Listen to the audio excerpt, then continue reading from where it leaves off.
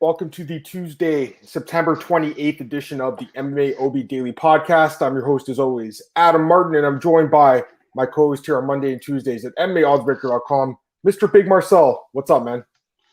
Hey, what's up, man? Gonna break down some fights. We already have somebody pulling out of the Contender Series, right? So only 4 fights tonight, which, it sucks when somebody pulls out, but I'm not gonna be angry about only 4 fights, to be honest, man, because I can go a little bit earlier to sleep.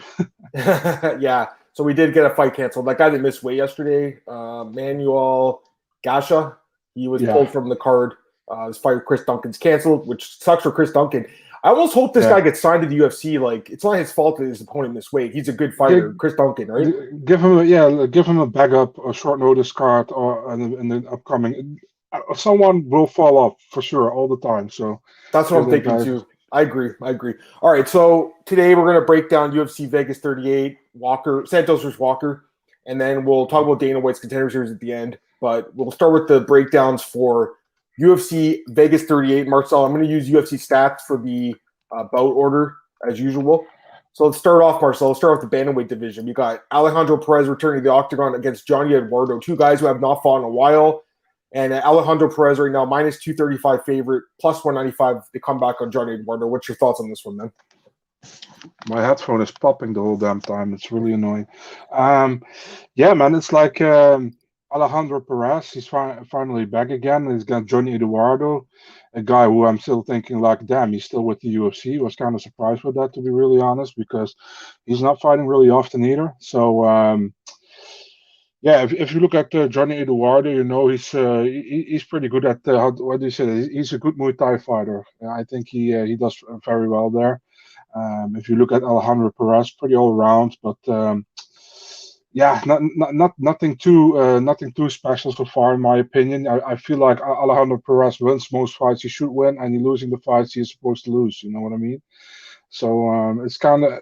Do you think this is a lose or leave time fight? This one? You're muted, man. You're muted. Sorry about that, guys. I think that Perez probably ends up getting, or the loser gets cut, whether it's Perez or Eduardo. Perez hasn't fought in a while. Eduardo hasn't fought in a while. Perez does have a good record in the UFC, but when you're not fighting that often, you're not very valuable to the UFC. And for Eduardo, I think he's in his 40s now, right? So I do think it's loser gets cut. Anything else you want to say in this fight, Marcel? Yeah, man. I'm obviously I'm going with the younger guy here, man. I'm going with Alejandro Perez, also because I think Johnny Eduardo hasn't looked really good as of lately. His last one was against Manny Gamburian in 2016. Perez, like I say, Perez wins the fights he's supposed to win, and he's losing the fights people think he will lose.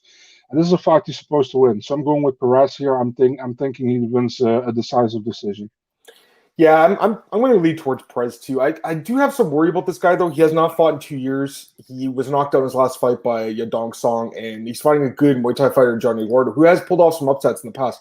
I remember that fight with Eddie Wineland. I still can't believe he won that fight. This guy does have some power, but again, like you said, Marcel, he has not looked the same the last few fights, and he's getting way up there in age. He's a guy who's been around forever. He's been in the UFC for 10 years and has I think less than a fight a year. He barely fights. I can't pick this guy because he doesn't fight. I will say this. He was supposed to fight Anthony Burchak. I did think he would have won that fight. That fight was supposed to happen, I think, earlier this year. He had visa issues. I think this is a tougher fight against Perez. Even though he hasn't fought in a while, Perez was a quality fighter, man, before he had the layoff. So I think he wins this fight. I think Alejandro Perez. Got to go with him. Alex is here. What's going on, Alex? Glad to have you here, man, with us. All right, let's go to the next fight here, Marcel. Stephanie Egger against Shanna Young, women's bantamweight fight. Very close odds for this one. Stephanie Egger, minus 125. Shanna Young, plus 105. What do you think?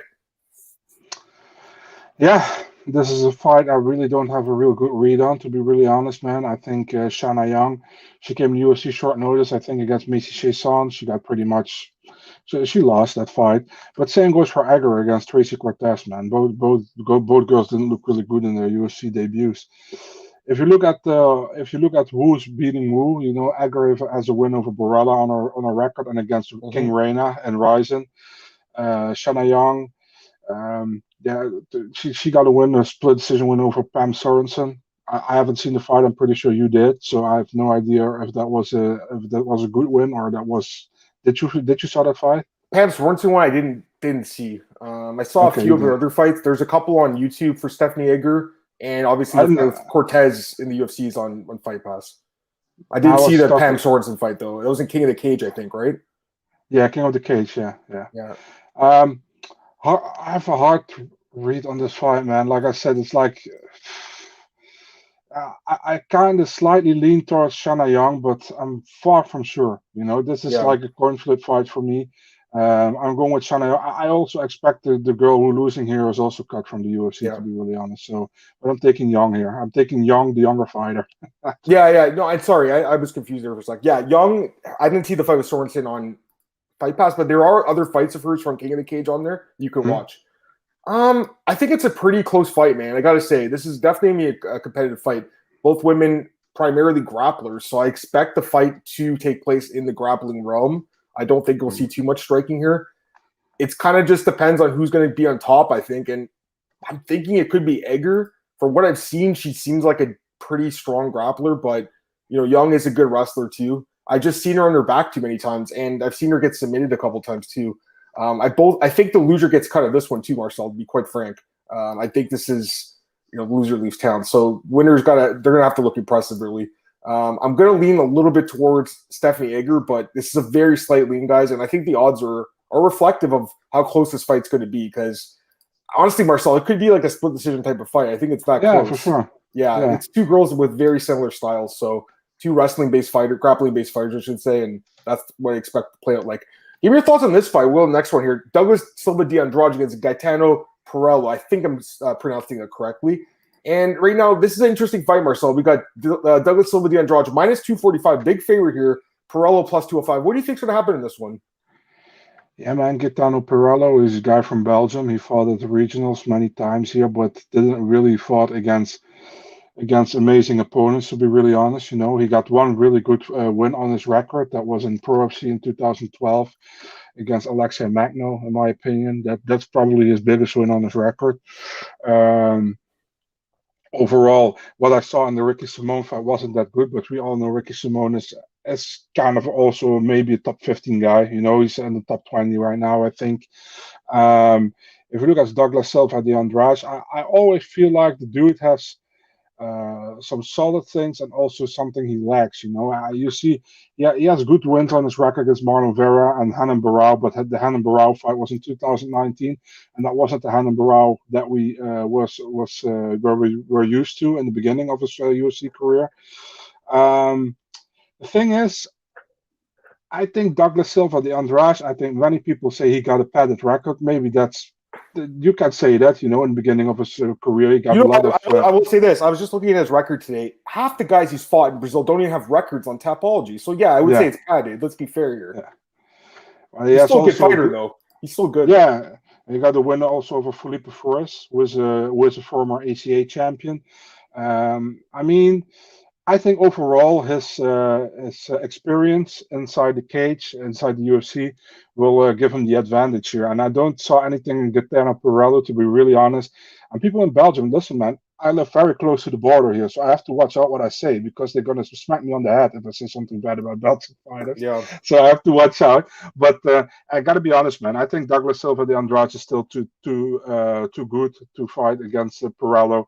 Although Perello is 7 years younger, I'm taking Douglas Silva de Andrade by decision. Yeah, and that's kind of one of the reasons I'm leaning a little towards Perello in this fight. The age is a factor, in my opinion. Douglas Silva de Andrade has had a lot of fights. He's had 30 fights. He's been in a lot of wars.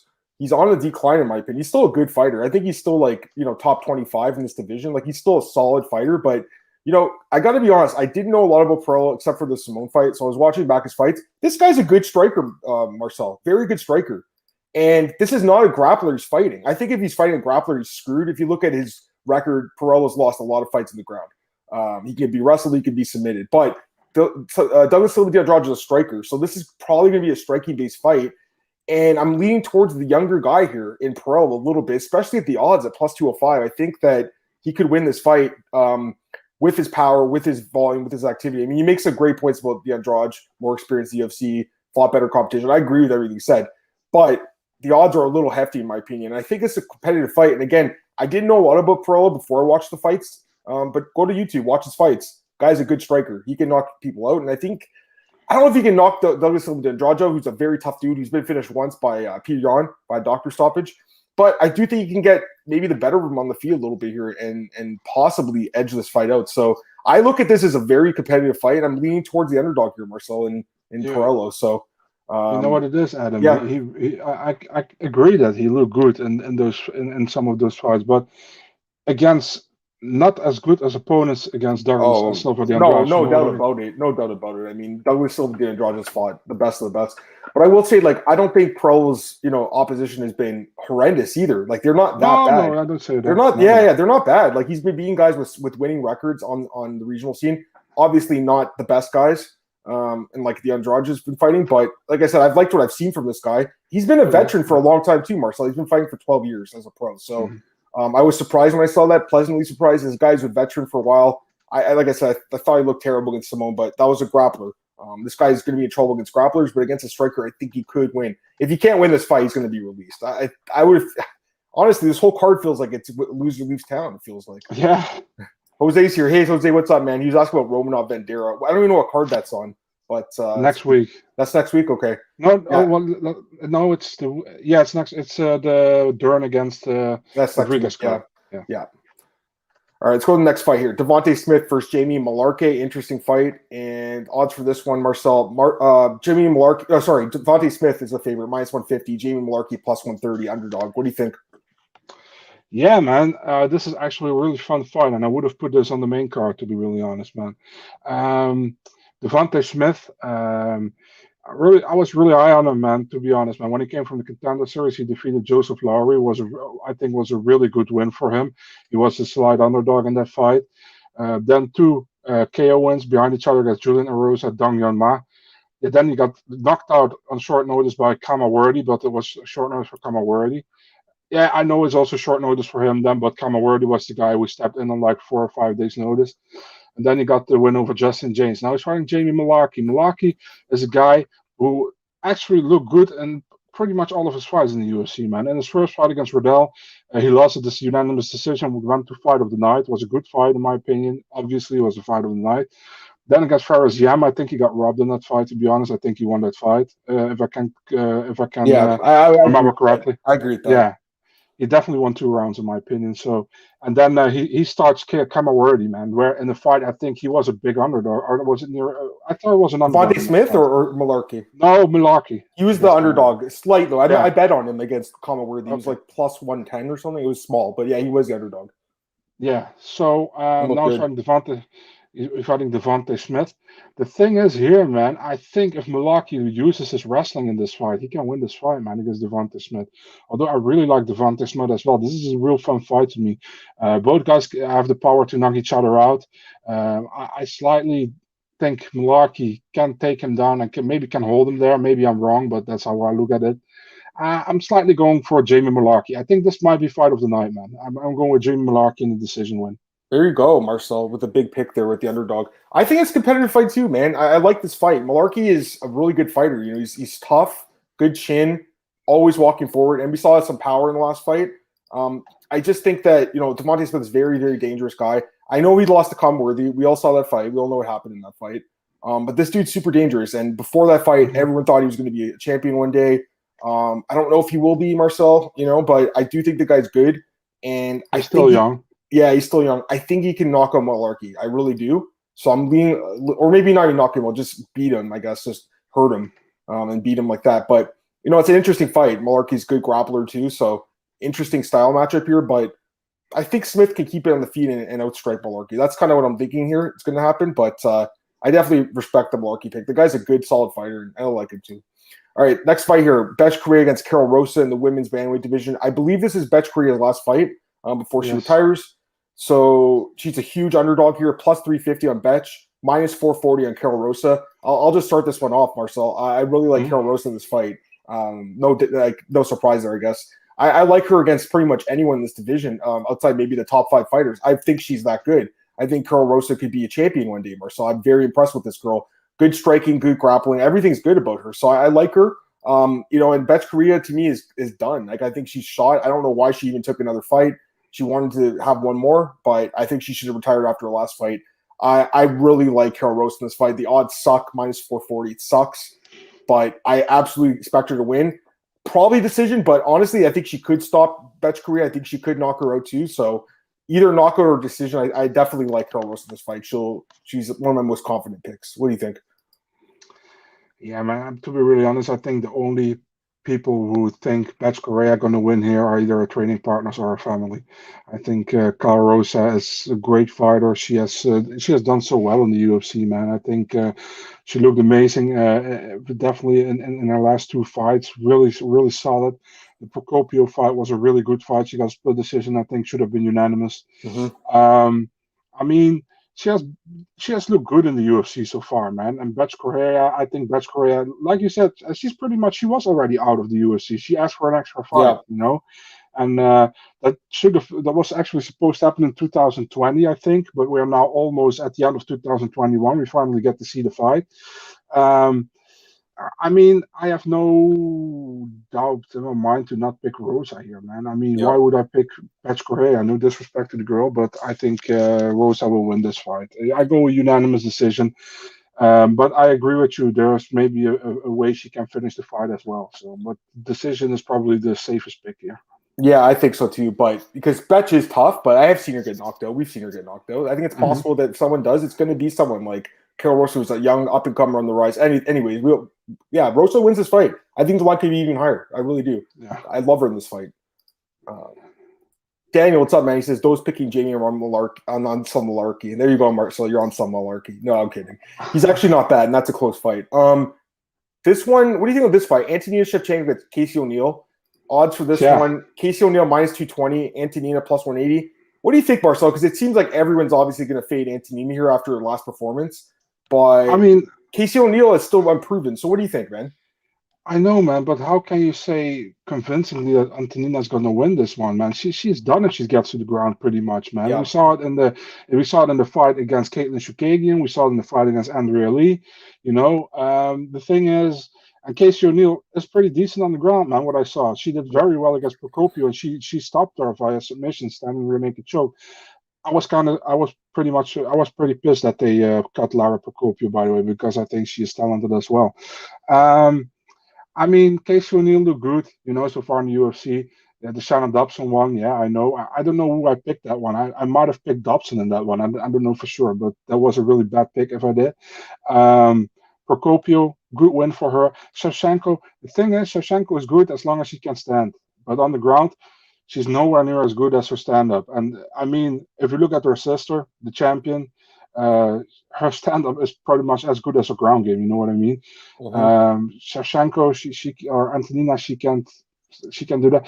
I think if O'Neill gets her to the ground, she can finish her, to be really honest, man. I think I'm going with a bold pick here. I'm taking Casey O'Neill in the first round if I really make a choke. Wow, there you go. That's somewhat bold. I mean, I don't think that Antonina has a great ground game, obviously. We all know that. Finishing in the first round is going to be something, though, but it's definitely possible. Yeah, I mean, I think you got to go Casey O'Neill. I still have some questions about her. I don't think we've seen a lot of her in the stand-up for the most part. And she's fought, mediocre competition so far, but I like what I've seen. She's super young. Antonina's been terrible in the UFC, very inconsistent, and no ground game at all. I can't pick Antonina. Marcel, I can't do it. I just can't do it. I don't know who I could pick her against, honestly, with this ground game. And she did beat Lipsky, so it's possible that she could just be a bigger, stronger fighter than some of these girls, but I don't think against Casey O'Neill she'll win. Let me get these comments, guys. Gail says, O'Neill looks sloppy in the feet, but Anthony isn't that powerful. Casey's logical pick. I kind of agree with that. Jose says, Daukaus brother Shevchenko's sister is fighting back-to-back weeks. I was just thinking the same thing, Jose. I was just thinking the same thing. Daniel says, to be fair, first girl landing takedown probably wins. I could see Shevchenko getting a takedown first also. Maybe, but other than the Lipsky fight, like, when has she ever grappled, really? Like, you know what I mean, Marcel? Like, she doesn't like grappling. She likes to stand and trade. I think that'd be her path here. I think if the fight goes to the ground, she's in huge trouble, and I would assume Casey O'Neill wins. Anyways, let's go to the next fight here. This is the last prelim, actually. Joe Selecki against Jared Gordon, excuse me. And Joe Selecki right now, slight favorite here, Marcel, minus 125, plus 105 for Jared Gordon. What do you think? Yeah, man, Jared Gordon looked good in his last fight, man, against Danny Chavez, and it was not what I expected, to be really honest. I think he looked solid in that one. He was kind of on a bad streak with 3 wins out of 3 losses in his last 4 fights. Then he got 2 wins against Fish Gold and Chavez. If you look at Sulaki, sorry, man, I have to drink something. It's okay. No worries. Sometimes I have a dry throat for some reason. We all do, man. Yeah. Joe Selecki came to the UFC via the Contender Series. Man, I think was it him or no, or was it Pena who fought Wyman the first when Wyman came back and was like, huh, Wyman, is he still in the UFC? I mean, Selecki did very well in that fight. He won. Then he got the win over Austin Hubbard. I think you called that one, man, the Austin Hubbard fight, and was a really good win. And the Jim Miller one, I think he was in trouble in the first round, but second and third round were clearly for him. I always liked Joe Selecki, man, when he fought in CFFC as well. But I'm really impressed, man. I think he really evolved in a better fighter than he was already there. And Jared Gordon, I really like the dude, but I don't know if he's still evolving, man. Maybe he does, but the Danny Chavez fight looked good. But I kind of lean slightly towards Joe Selecki, man. I think he can win a decision, man. Yeah, I'm kind of with you on this one. You know, I'm actually a little. I gotta be honest. You guys gave me your thoughts. I'm surprised the line is only -125. I thought it'd be a lot higher. I know that this guy did struggle a little bit against Jim Miller in that first round, like you said, Marcel. He lost the first round, but you know, Jared Gordon. I don't know. I'm still not sold on him as like this great fighter by any means. Like he's a decent grappler, and I guess people think it's just going to be a really close grappling based fight. But I think Selecki's the better grappler. I really do. I like this kid, Marcel. I think he's good finisher with his submissions. Don't get me wrong, it's an interesting fight because of the style matchup, and maybe he will selectively be forced to stand and trade in this fight. We'll get to see some of his striking. But even if it goes to the ground, I still like him. I like him on the feet and on the ground. Gordon, he's a guy. I'll be honest, I do underrate him a lot, Jared Gordon, and I've picked against him in some fights where he ended up winning, but I'm very high on Joe Selecki, and there's no reason I'm going to go against him here, Marcel. You know what I mean? Like, I think the line is reasonable too. So give me Joe Selecki, guys. I'm thinking a decision, Marcel. Are you thinking that too, or maybe a stop? Yeah, decision. Yeah, that's what I'm thinking too. Probably, I think it goes to decision either way, completely honest with you guys. And the odds over 2.5 is -200. So that's right in the money. All right, let's go to the main card now, guys. We got Alex Hernandez against Mike Money Breeden, who's taking the fight on short notice here, Marcel, for Leo Santos. And Mike Breeden's a huge underdog here, +400. Alexander Hernandez -500. Do you think Hernandez deserves to be -500? That's a pretty wide line for a guy who is coming off of a loss, but he is taking a guy who's coming on short notice who's never fought in the UFC before. So what do you think? Being really honest, he got 2 wins in his last 5 fights, but should actually be 1 win in his last 5 fights, because I don't think he won the Trinaldo fight. I mean, Alexander Hernandez, the dude came with such a huge hype in the UFC because he knocked out Beneil Dariush in the first round within 1 minute, you know, and then he won against Aubin Mercier, then he got schooled by Donald Cerrone. He actually lost to Trinaldo, in my opinion, lost to Drew Dober. Chris Gritzmacher, he did well, and he won the fight there. And the Thiago Moises fight, he thought he won. I think he clearly lost the fight. Yeah. So the thing is, listen, man, Hernandez, he might have been a little bit overhyped, man, since the Dariush fight. You know, I think, I'm just calling it. I think it was kind of a fluke. You said it so many times in this podcast, Marcel. I swear, every time we talk about Hernandez, you talk about how. Yeah, because many people are still referring to that as a great win, you know, and it was a great win for him. But I don't really see that as a measuring anything right now. You know what I mean? Mike Breeden. First of all, Mike Breeden unblocked me on Instagram, dude. I didn't do anything wrong. I think he's a good fighter. I really like what I saw from him. I know in Contender Series he lost to Anthony Romero, but it was a good fight. And what the hell, man? Why is the UFC not interested in Anthony Romero? I have no idea why. But also had some good wins in the LFA, man. A beautiful flying knee against Brandon Jenkins, if I can remember correctly. I think this fight might be a lot more closer than people think, man, to be really honest. I think Breeden isn't that bad of a fighter at all, you know. And the thing is, there's also a funny thing with this is Factory X against Glory MMA, you know, Glory MMA and Fitness with James Cross on the other side and Mark Montoya on the other side. You know, I don't know if they're going to coach against each other. But I actually kind of thinking maybe I should go take a chance here and go with Mike Breeden, man. If the line is so big, I Huge. think Breeden. It's plus four, Yeah, 415. I see. Yeah. I think I'm going with the upset, man. I think I'm taking Breeden via decision here. I think it's possible, man. I really do. I got to be honest. I didn't remember a lot about Money Mike until I was watching his fights back. Now, Romero fight was pretty competitive. He definitely lost the fight, but this guy has a lot of experience, man. He's fought a lot of guys. He has some good wins, like you said, the Brandon Jenkins win by fighting me, which you can see on the internet. You guys can watch that one. It's an LFA. He's decent. He's a decent striker, man. He is, but I don't know. I watched his last two fights. They're on Fight Pass. The guys he fought were just pretty bad, and he did win his last fight against this guy, Nick Compton. That guy's 40 years old, and he barely, he just edged him out. It wasn't a dominant performance. So, I don't know. And that was just a few months. That was his last fight. I wasn't too impressed. I got to be honest, Marcel. So, I do think he could win just because Hernandez is not great either. He's kind of I think he's above average, but very flawed fighter with a questionable chin. I think the line's too high, but I still have to go with Hernandez. But I think the line's high. I really do. I think Breeden could win. You can't pick against a guy who's coming straight out of Compton. There you go. Let me get these comments. Marcel's calling Hernandez Alexander the average. Yes, just like Volkanovski, according to Sudo. And by the way, yeah, that's a great point. I forgot. Jerry Gordon is moving up to 155. He missed weight the last fight, and then they forced him up.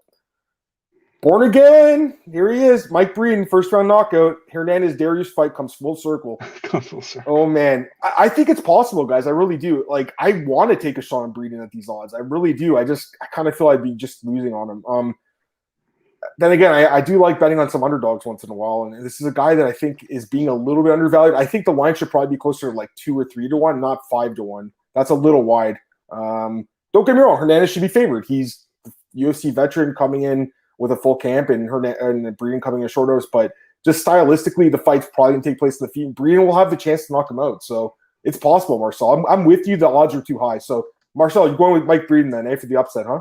Yeah. There you go, man. Love it. I love it, man. I took a big upset last week with Roxy. Didn't pan out, but I hope yours pans out this week, man. I got to be honest. I thought about it. It's just, again, the circumstances are tough to be confident about it, although I think the line's too high, like I said. So definitely, you guys, I would take a deeper look into Breeden because I think people are just assuming Hernandez will win. I don't think it's going to be as easy as some people think. Let's go to the next fight. And I think we've talked about this fight before. Aspen Ladd and Macy Chiasson. I'm pretty sure we broke down this fight a few months ago. And Macy Chiasson, I think she rolled her ankle or something. The fight got canceled at the last minute. But she's fighting Aspen Ladd again. And Ladd is still the favorite. Minus 245, plus 205 for Macy. I picked Ladd the last time. There's no reason I'm going to pick against her now that the fight was rebooked. I have the same read on the fight. I think Ladd uses her grappling is just a little bit stronger, but Macy Chiasson, definitely a good fighter. I enjoy watching her fight. Good striker, probably the advantage in the striking. So if she can keep it on the feet, she has a chance. I just think she's going to get taken down the ground and just kind of beaten up on the ground, controlled. What do you think? Exactly the same, man. I think Ladd will take a smart approach here. She knows if she wins this fight, she's pretty much very close to a title shot, man. Not gonna lie. I mean, there are some less contenders in that division at bantamweight. So a girl I think she's 5 or 6 right now. If she wins this fight, she's getting closer and closer. Yeah. As long as she stays healthy. And I mean, I'm taking Ladd here. Unanimous decision. She even can win via ground and pound, man. Wouldn't be surprised with that at all. So I think it's possible too. We saw against, I think it was Yana, right? Yana, she just absolutely smashed on the ground, and Tanya Evinger too. So she has nasty ground and pound. The problem with her is that she's been out for so long, right? That's the problem with Ladd. She's been out for almost 2 years, and there's risk betting on someone coming off of a major knee injury, which she is. I'm not saying there's a lot of value in her at minus 245, but I expect her to win the fight, basically. I'll get this call from Zach. Hey, Zach, what's up, man? He's asking if there's odds for Cage Warriors. I don't think there's odds yet, Zach, but I will be writing the articles for MMAOddsmaker.com, so I'll have the opening odds. There's 3 Cage Warriors cards this weekend again. I don't mind how they do this. They have no events for a month or two, and then they do 3 in a row. It's kind of cool. He's also asking who we think wins the Lima MVP rematch. We can give our pick for that right now. I'm going with Douglas Lima again. I know he didn't look good against Yaroslav, but I still think he's the better MMA fighter than Michael Page. So I would lean towards him. It's a very close fight, though, obviously. What are you thinking in that one, Marcel? Yeah, man, Douglas Lima, 100%. Decision or knockout again? I'm taking a decision here. That's what I'm thinking, too. I think it might go longer than last fight, but I will say this. I do think that the line is being very respectful towards Michael Page. It's essentially a pick-em fight, so we saw what happened last time. The odds makers are giving him a lot of respect, and I think Page does have a better chance this time around than last time, but how can I go against Douglas Lima against Michael Page? I'm a big Douglas Lima fan, even though he didn't look very good against Yaroslav. This is a different fight. It's not a grappler. It's another striker. And in fact, Douglas Lima will have the grappling advantage in this fight. So that would make it an easier fight for him, I think. Although the striking is still going to be not easy. All right, let's talk about this fight, which is a really weird fight. Misha Shurkinov dropping to 185 to take on Krzysztof Jotko. I don't know if Misha can make weight. This is the guy that I'm going to be watching on Friday to see if he actually makes weight. Jotko minus 150, Misha plus 130. What do you think, Marcel? I'm going to be honest with you. I'm not going to give my pick here. I want to see if Misha does make weight and how he looks on the scale. So for me, it's like who I think is a better fighter. I think Cirkunov is kind of a better fighter than Jotko, but I want to see how he makes 185. If he makes 185 in a good way and he looks healthy and all, I'm definitely picking Cirkunov, I think, in here. Yeah. But we have to wait till Friday, man. I really want to see how he looks on the scale. I love Misha. I mean, he's from Toronto. He's one of the best Canadian fighters still, but I can't pick Misha. To me, his durability is just so questionable at this point. And dropping to 185 is not going to help his chin, Marcel. You know, he's been knocked out so many times now. Obviously, an amazing grappler, but Jotko is what's his takedown defense? 87%. He doesn't get taken down like ever. He was submitted by Seidenbland. It was 7 years ago. That's the only submission loss to the UFC. But he's had like 15 fights and he's never really been taken down and held on the ground. He doesn't have a ton of power by any means on the feet, but he's a good like point fighter. And, you know, it's possible he could clip Misha on the chin and just knock Misha because his chin is that weak at this weight. I'm with you. I do want to see what the weigh-ins look like, but I got to go with Jotko, man. I can't pick Misha because of the chin issue. I just think the durability is just too questionable for me, but for sure, I mean, the guy's going to be big at this weight class, and if he can get Jotko to the ground, Marcel, he can submit him. Also, I just think that, you know, if he shows up, makes weight, looks good, maybe we have another middleweight contender in our hands. It's just I just find it hard to believe that his durability is going to be so improved at this weight class. That's my opinion. Sorry, guys, let me get this question. Zach, he says, cheers. Hope the family's great. Zach, I appreciate that, man. Everyone's doing really well in the household here, man. I really appreciate it. Daniel says he's picking MVP. He says confident in it. Well, that's interesting. It is 3 rounds, Born Again. It's not a 5-round fight. Bellator doesn't do 5-round fights for main events that are non-title. Born Again likes Misha by sub, probably round 1. Jotko hasn't fought a prime grappler since Seidenbland. Jotko can't finish. Branch still rescue fought, took him down a couple times. And I agree with Zach. J.I.J. in your brain, another 20 pants can't help the durability for Misha. I agree with that too. But I'm with you guys too. I'm with Born Again. He definitely has the advantage on the ground, obviously. Misha's going to have the advantage against a lot of guys. Like, it wasn't that long ago he beat Jimmy Crute by submission. You know what I mean, Marcel? Like, so he's a good – yeah, exactly. He's a damn good grappler. But, again, I just have a lot of questions about the guy. I'm not like running the sportsbook bet on Jotko either, though, because Jotko doesn't have knockout power, right? That's the thing. So you're probably going to have him win a decision here. I do think it's possible, though. So give me your thoughts on this fight, Marcel. We got the welterweights. And I think this would probably be the front runner for fight of the night. We got Nico Price against Alex Oliveira. Both guys always in fight of the night type fights. Nico Price minus 150, Alex Oliveira plus 130. What do you think?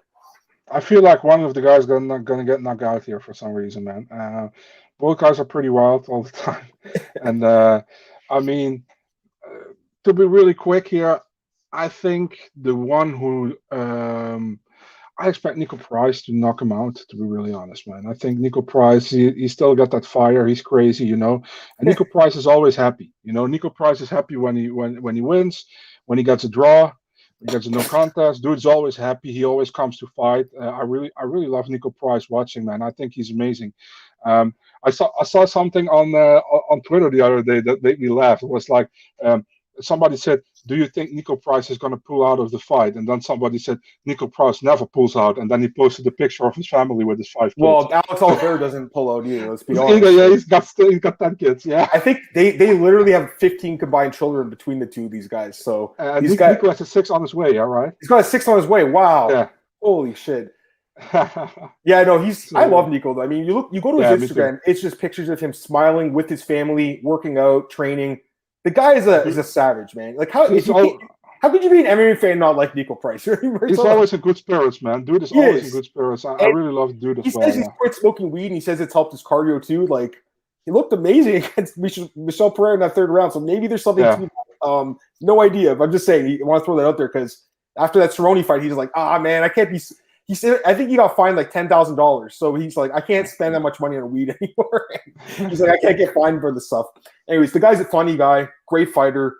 A flawed great fighter, can be knocked out, can be submitted, but he can knock you out, he can submit you, and he's always there 15 minutes too. Like he's going to be a boring fight. Pardon? Never in a boring fight. No, never. And I would say the same thing about Cowboy. I mean, really, he doesn't have too many boring fights either, but I think Cowboy's on a decline, Marcel. I do think I see a guy that's on the decline phase of his career. I know he did beat Max Griffin last year. That's a good win looking back on it, but still 5 of his last 7 fights ended in a loss for him. His chin is getting a little bit worse now. His submission defense not as good as it's just never been really good actually. And he just hasn't been able to finish anyone in a while either. So I mean, I don't think I could pick him, Marcel. I like Cowboy. I can't pick him though. I got to go with Nico Price here as well. Nico Price by TKO. I think that's what's going to happen here. What's the odds on that? Because that's probably what's going to happen. Price by TKO. Plus 130. So the odds suck. I mean, why would you even bet that? You might as well just take him straight. The odds suck. Does Daukaus get a rank win with the win over Holland? Oh, Jose's asking about the co-main event. I'll talk about it in a second, Jose. And Daniel's asking, we quit Nico, probably couldn't handle. That's funny. All feels like a lesser version of Michelle at this point. I kind of feel like that too. I think Oliveira is worse than Michelle Pereira. I think Michelle is a better fighter at this point. All right, so let's talk about this co-main event here. Actually, I'll get this last question. Mansour Al Naifa. Hey, what's up, man? He says, why Asker didn't get the title shot 125? He's injured. He missed weight in his last fight against Joseph. He's also injured. He's injured too. So there's 2 different reasons. But I do back until January, I think. I think the weight miss played a big factor in that too. I really do, But the injury didn't help either. So I think, maybe, I don't know if they're going to do the rematch between him and Pandoja, but maybe that's what makes sense. And the winner gets the title shot. I don't know, Marcel. I'm not sure, but we know that there's going to be the trilogy fight. All right, let's go to the co-main event, guys. Fight Jose is asking about Kyle Daukaus, Kevin Holland, and Kevin Holland's slight favorite, minus 150, Daukaus plus 130. What do you think, Marcel? Can Kyle Daukaus take down Kevin Holland here? That's the main question, man, in this fight. Can he take down Kevin Holland here? Can he hold him down? I mean, if that's possible, then Kyle Daukaus is going to win this fight, I think. But Kevin Holland can knock him out as well, The thing is, Kevin Holland, the last 2 fights, he fought the top-level guys in the division, He got taken down. I think Brunson had a much better show than Vettori against him. Vettori had some trouble with him on the feet sometimes, but he played it safe, If you look at Daukaus lost his last fight against Haas. He got pretty much dominated on the ground, right, by Haas.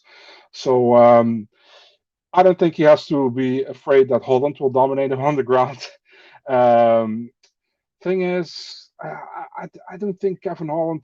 I think Kevin Holland is not bad, but I also don't think he's that top of a fighter that many people think he is. I think he is a decent fighter. He deserves to be in the UFC 100%, and he might be better in the welterweight division than in the middleweight division, man. But that's for him to decide if he wants that. The thing is, if Daukaus can take him down, can hold him down, can out grapple him, can go for submissions and this and kind of that, then I see Daukaus winning. Holland can knock him out as well. I'm taking Daukaus here. I'm taking Daukaus by decision. I hate to do it, but I'm going to pick Daukaus too, man. I hate doing it because I love Kevin Holland, but I just don't. I'm not convinced he's worked on his takedown defense. I know that he posted he's with DC, but he was there for like a week and was like, I can't do this anymore. I don't want to be here anymore. Like he doesn't like that part of the game. He just doesn't like wrestling. He likes to submit guys. He likes to knock you out, but he doesn't like to wrestle you. And I think Daukaus is a good wrestler. It just is, to me, this looks like a bad style matchup for Kevin Holland. I got to be honest, I was kind of on the fence about this one, but watching Holland's fights back, the guy is super tough. He's going to be hard to finish too. So I'm wondering what's Holland's path to victory here. Like he's going to knock Daukaus out, a guy who's never, I don't think, been knocked out before. It's going to be hard to do. Whereas Daukaus, all he really has to do is get to the ground, hold him to the ground. And again, Holland's been taken down 17 times in his last 2 fights, 19 times in his last 3 fights. That's a lot of takedowns against. Until he shows that he's worked on the takedown defense, I can't pick him, Marcel. So I actually feel like the odds should be closer here to like a pick him, and there's probably some value in Daukaus as a dog, I'm thinking, because he has such a clear path to victory. Now, if he doesn't get to the fight to the ground, he's going to be in trouble because Holland does have that power in the feet and the reach and everything, but I'm pretty sure he gets the fight to the ground, Marcel, and just holds him there, grinds him out for 3 rounds. That's what I'm thinking happens here. I expect that as well. Yeah. Let's get these comments, guys. Dak says Daukaus all day is way underrated. Kevin's slightly overrated. I hate saying Kevin's overrated, but you're probably right at this point. To be honest, man, but you're probably right. What? It pretty sucks for Holland that after two wrestlers, they're giving him Daukaus, man. I don't expect the UFC to give him Daukaus here. Kevin Holland is pretty. How do you say that? He's pretty popular with the fans. Yeah. You would expect to give him an easier matchup than, or maybe the UFC thinks this is an easy matchup. I don't know, but it's. I don't know. Not. That's what I was thinking. Like when they first booked it, I was like, because I always wonder, like, why did they book the fight? Right? That's always a question I ask. Why did they make this fight? And because there's so many fighters they could always make, but they chose this fight, and I do think it's like an average guy with decent wrestling. And if you can't beat this guy, then what is Holland? You know what I mean? That's what I'm thinking they're trying to do. Can he even wrestle with Daukaus? I'll get this comments here from Daniel. It says Daukaus, smaller 185er. Holland's been losing the heavier set grapplers. Maybe Holland gets it done, possibly, but Daukaus is a big dude, man. He is skinny, but he's also 6'3". Daukaus is a dog plus 130. I see John. Hey, John, you got your comments for Contender Series. We're gonna do that in 1 sec. Let's do the last fight here, and then we'll do Contender Series. Last fight, UFC Vegas 38. Marcel, the main event of the evening. Thiago Santos versus Johnny Walker, and the odds for this one, minus 170, Thiago Santos, plus 150, Johnny Walker. Who's your pick? An absolute headache fight to pick, to be really honest, man. If you look at Thiago Santos, he lost his last 3. We know the John Jones fight could have gone his way either. I think was very close. Yeah. Then he got that knee injury where he got double surgery, I think. Came back against Glover. He looked good in the beginning, but he got completely gassed and Glover took over and he stopped him. The Rakic fight was horrible, pretty much from both sides, to be really honest. Yeah. If you look at Johnny Walker, he was so much hype coming in the UFC. Got 3 wins back to back, first round stoppages, all 3. Then he fought Corey Anderson, and Corey Anderson pretty much stopped him there. I gotta be honest, that was one of the bigger surprises in the last few years for me. I couldn't believe that. I mean, now we know Corey's really good, but at the time I was like, wow, I couldn't believe it myself. I picked Corey, but via decision, not via KO. You know what I mean? That's what I mean. Like, I thought he could out wrestle. I didn't think he'd knock him out in the first round. Then we got the Nikita Krylov fight. I have a fun story about that one. I don't know if you know Davidson Baker from Loudmouth. Yeah. You know what? Actually, I do know him because I saw him and you do a podcast once, and that's where I already honest, I didn't even knew you spoke English. Then I saw you do the podcast with it, and I was like, man, we got to get Marcel on this podcast. And then ever since then, we've been doing it together, man. That's literally what happened. I saw you and Davidson do one before. That's what happened. I didn't know you spoke English. I had no idea. Okay, awesome. So Davidson took a bet on Twitter. He was like, if the fight between Nikita Krylov and Johnny Walker ends in the decision or doesn't get a stoppage, I will cut my hair as Larry. How's that dude with that guy, that gray guy with that bald spot here on the hair? Yeah, Larry Holmes. Larry, I know what's his name. Larry something. A well-known guy in the US. Larry Come King? on, man. No. Oh man, let me check. Larry. Someone throw it in here. Anyways, Larry David. Oh, okay. Oh, from Curb Your Enthusiasm. Yeah. So of course. He was doing that. So then he did with Mike Hack. He did the reveal on his podcast, and he had the exact same haircut as Larry David. So, that's so funny. Yeah, he's the guy that creates Seinfeld. Yeah, from Curb Your Enthusiasm. Yeah, he's hilarious. So let's go back to the fight. Sorry, man, I had to. It's okay. That guy's so funny. And then Johnny Walker won against Ryan Spann with multiple back of the head shots. I remember in the last fight. So thing here is, I feel I don't know, man. Santos hasn't looked the same since going back from that surgery, And Johnny Walker, 8 years younger, kind of a same kind of fighting style with throwing heavy punches and trying to knock you out. It's kind of who first lands here, I think, man. I'm going with Johnny Walker, first round knockout, man. Gonna be maybe it's a bold pick, I don't know, but I feel like Johnny Walker is going to win this fight because Thiago Santos coming forward as well and also trying to knock him out. So yeah, there you go. So you're picking Johnny Walker? That's your pick? First round knockout. Let me get these comments and I'll give you guys my pick. Let's get this one. Oregon, Santos landed Rakic in first and third round. According to the stats, that is true. Close fight, but it's true according to the stats. Santos by knockout round 1. Walker Cheney. Fight doesn't go distance lock. I agree with that. I don't think this fight goes 5 rounds. There's no way. There's just no way. Johnny Walker doesn't have the cardio to go 5 rounds. Where is the fight not going? It's got to be like minus 500. Minus 400, excuse me. But it's should cash. So it's a good parlay piece. Zach says Johnny Walker's glass cannon, killer be killed in the first round. All right, yeah. And Morgan says Spann hurt him twice in the first. It's true before he finished him. Yeah, I'm going back and forth on this one too. I got to be honest with you. This is a close fight. Thiago Santos, I pretty much agree with what you said, Marcel. that's kind of why I'm leaning towards Walker, because to me, Thiago just hasn't looked the same. Doesn't look like the same explosive guy that he once was. I know he did knock down Glover, but right after that happened, he got submitted too. So it's just, it's hard to pick against Thiago because he is such a great fighter and he's been for so many years. But Walker, like you said, 8 years younger, more in his prime, bigger, taller guy. I just got a lot of concerns about Johnny in the chin, everything, but he definitely can knock out Thiago in the first round. Thiago, love the guy, but I do question his durability at times. Like, when David Branch knocked him out, that's really sketchy. You know what I mean? I think that if Johnny gets it with an elbow or something in the first, or even a punch, he could finish him too. So I kind of feel like both guys are a bit of glass cannons, to be honest with you, Marcel. A little bit, probably more so Walker. But yeah, I'm going to lean towards Walker, I guess, a little bit here, Marcel, just because he's the younger guy. He's a little bit more in his prime. But Thiago Santos definitely can win this fight. And if it gets out of the first round, he probably will win the fight, because I don't think Johnny's got a lot of cardio. So there's a lot of risk with Johnny Walker here, Marcel, with the cardio, with the takedown defense. I don't think that plays a factor in this fight. But, I still think that the fact he's so much younger, he's got that power. He's got that, explosiveness and crazy stuff, the flying knees and everything, lean towards him. And I agree completely with you, Born Again. It is similar to Spain and Smith. I agree completely, and I was wrong with that one. I'll admit it, obviously. I think it's a very similar fight. And it's almost like the UFC is they're trying to find a new contender. They're like, all right, who's going to be the new contender at 205? Because it's the same guys every year. Now it's like, let's go see if you can beat Thiago Santos and become that guy. I think it's possible, but I also thought Spain could beat Smith. I was wrong with that one. So Santos has a better chin, but has been dropped to 205. That is true. It has looked better at 205. I agree. But again, at the end of the day, I kind of agree with you, Marcel, in that he just hasn't looked the same.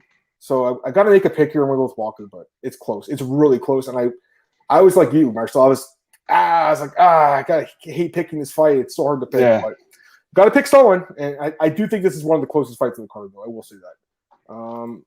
Let's do Contender Series really quick, Marcel. Anything else you want to talk about, by the way, before we moved on? Anything else? No, let's go to the Contender Series. Yeah. All right, cool. If you guys have any more comments, throw them in there, and I'll get them. I'm going to pull up Contender Series. We'll look at these fights really quick here. We got 4 fights now, not 5, because Buddy missed weight, which sucks.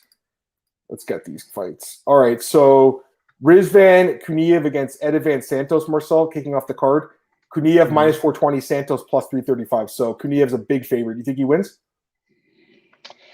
Yeah, I think. I mean, it's a heavyweight fight. Sorry, I forgot the next weight class. Heavyweight fight. Yeah. I look at Edivan Santos' record, and he only has pretty much wins against 0-0 fighters and fighters on a losing record.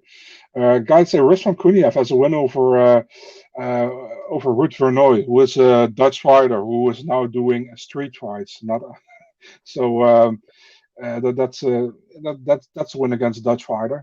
That's the guy I know. I mean, it's a heavyweight fight. Everything can happen, but I would go with Kuniev, man. I think he's also a champion for Eagles Fighting Championship, the Khabib promotion. I don't feel comfortable picking the Brazilian, so I'm going with Kuniev here. But I don't really have a lot of package to go. Yeah. I think Kuniev wins. I think he's the bigger guy. Santos, I don't think he's going to have the size on him here. And Santos has fought no one. He's fought nobodies. You know what I mean, Marcel? Like, literally the worst competition you could fight. I got to go with Kuniev. Probably finishes him, very possible. We got a question from 10th round, Marcel. He's asking if Pateria Ige is possible. You heard anything about that? Or it's not done yet, but they're working on it for December, as far as I know. Fair enough. There you go. All right, let's go to the next fight. Lucas Almeida against Daniel Zellhuber, and very, very close fight here. But the odds don't say that. But I think it's close. Minus 250 for Zellhuber, plus 210 for Almeida. But it's 2 guys that are unbeaten, so I don't know why the spread is that wide. What do you think, Marcel? Yeah, I kind of feel like that's because Zellhuber has fought in Combate and Lux Fight League, so he's pretty much more known. If I know more about Daniel Zellhuber than I know about Lucas Almeida, and also Lucas Almeida is a very generic name in Brazil as well, so we really have to look him up who he was and what he does. He's a Jungle Fight champion. Jungle Fight, one of the better promotions in Brazil. Zellhuber, I saw him fight a few times. He looked pretty good, but not against amazing competition either, so it's really hard to measure who's going to win here. I would say Zellhuber is probably going to win this fight, but I'm not sure at all. Again. Yeah, from everything I've heard of Zellhuber, he's a very good prospect. I just think the Yeah. line seems high for a guy, considering Almeida is also unbeaten. But again, Zellhuber does have the more hype, and that's baked into the line. So I think it's probably going to be his win, but I'm not as confident as Kuniev in the first fight. Now, I am confident about fighter in this fight, Marcel. We got Canadian Same. Aaron Jeffrey against Chow Barallo, and I'll just say right now, I love Aaron Jeffrey in this fight. I really like him in this fight, Marcel, and he's only minus 140. You got plus 120 on the underdog, but minus 140 on Jeffrey seems like a really nice line for a guy that I think is a UFC caliber fighter right now. Like, I think he should be in the UFC right now. He's a guy that, he lost to Brendan Allen and Sean Brady. Like, there's no shame in losing those guys. No, absolutely not. And he's since then he's picked up wins over Andre Petrosky, who's in the UFC, and Colin Huckbuddy, who I want to say Dana signed him or he was on the He signed him, but he signed him on the Contender Series, but he went to CFFC. I don't know why. It's so weird. I don't know why he did that, but anyways, yeah. So I'm thinking Jeffrey wins. I'm pretty confident he wins. Minus 140 is low. I don't want to overlook Barallo too much, but I just think Jeffrey's a guy that should be in the UFC right now, so I have to go with him. You? Yeah, I agree, man. I think Aaron Jeffrey is a good fighter, man. We are definitely more familiar with him as well. We saw him fight many times, and he's a good fighter. He came up short in the Contender Series 2 years ago against Brandon Allen, but Brandon Allen, he's a great fighter, man. He was the LFA champion back then, and he has evolved into a top 15 fighter pretty much for the UFC. I think he might be in the top 15 soon. So if you look at Kaya Barallo, I know the name. I only saw one or two fights of his. He didn't look bad at all, man, to be really honest. But I think Aaron Jeffrey is a level above him, so I'm definitely going with Jeffrey here. I think it's also the smart pick, probably. Yeah, I think he wins. John, I'm going to get your comments in a second. I know you put your picks out. I just want to get the last pick here because the Chris Duncan fight was canceled, obviously. I think he would have won his fight. And then the last fight, we got Lucas Sadolski against Igor Pateria. And Sadolski is a big favorite here, Marcel. He is minus 280. Pateria plus 240, but Pateria a lot more experience. So the line seems a little high in this one too. Light heavyweight fight. What do you think? Yeah, man. I think it will be a close fight, man. To be really honest, man. Somebody on Instagram DM'd me about it. It's like, what do you think about this fight? It's like, dude, probably a very close fight in my opinion. I think both guys are talented. If I have to pick somebody here, I'm going with the Polish guy, Sadolski. By the way, that's not biased. My flag and my profile is not Polish; it's an Indonesian flag. So don't think I'm going with Polish because I have a Polish flag there. It's not a Polish flag, but I think he's a pretty decent fighter, man. I think I saw one of his fights at Babylon where he knocked out somebody within 20 seconds.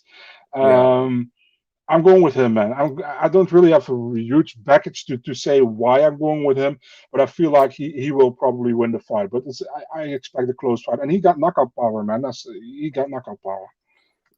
I think the line's a little high, but I think you gotta go with Sadolski. But I do think the line's high. Let me get John's comments because John had a few. He had his thoughts, and I want to read them. He said his picks were Sadolski, Jeffrey, Zellhuber, and Kuniev. We had the same picks as us.